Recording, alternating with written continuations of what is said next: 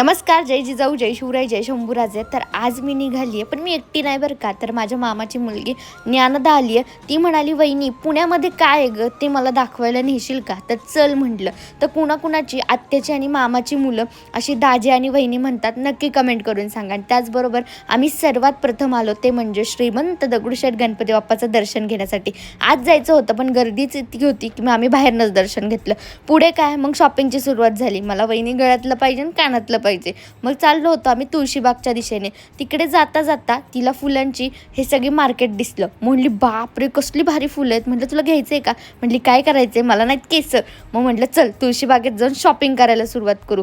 मग काय, shirt, T shirts एवढे तिला व्हरायटी बघायला भेटली. आणि त्याचबरोबर मला आधीच धमकी दिली होती, वहिनी मला काय घेऊ नको, मला घड्याळ पाहिजे. मग घड्याळ घेतलं बाईला पहिलं.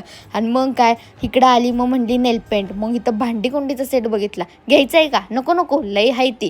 मग काय, गणपती बाप्पाचं छानसं असं दर्शन घेतलं. सँडल घेतला, कारण की पावसाळ्याचे दिवस आहेत ना. म्हटलं, चल सँडल घेऊन टाकू तुला एक. गणपती बाप्पा मोरया दर्शन घेतलं. आणि त्याचबरोबर पुण्यातील सर्वात फेमस गोष्ट ती म्हणजे शनिवार वाडा, तो तिला बघायचा होता. चला म्हटलं, जाऊयात शनिवार वाड्यात. तर काय, आता हा मे महिना आणि त्यात ह्या पावसाची मरीच लुडबुड चालू आहे. मग काय, गेलो. तिथं गेल्या गेलं तर समजलं तिकीट काढायचं आहे. मग पटकन असं तिकीट काढून घेतलं. ते पण ऑनलाईनच काढलं. तिकीट काढल्यानंतर आतमध्ये गेलो आणि छानसा असा शनिवार वाडा फिरायला सुरुवात केली. म्हणली, बापरे पायऱ्या केवढ्या मोठ्या आहेत वहिनी. म्हणलं, हां. आणि त्याचबरोबर इकडचं दृश्य तिला लय आवडलं. म्हणजे किती सुंदर दिसते ना, हिरवं हिरवं गार. मग काय, मस्त आम्ही फोटो व्हिडिओ आमचे काढून घेतले. मग काय, ती पण खुश आणि मी पण खुश.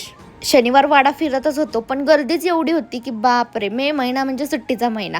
आणि मग काय, शनिवार वाडा फिरून झाला. म्हणली, मला भूक लागली वहिनी, मला सँडविच खायचा.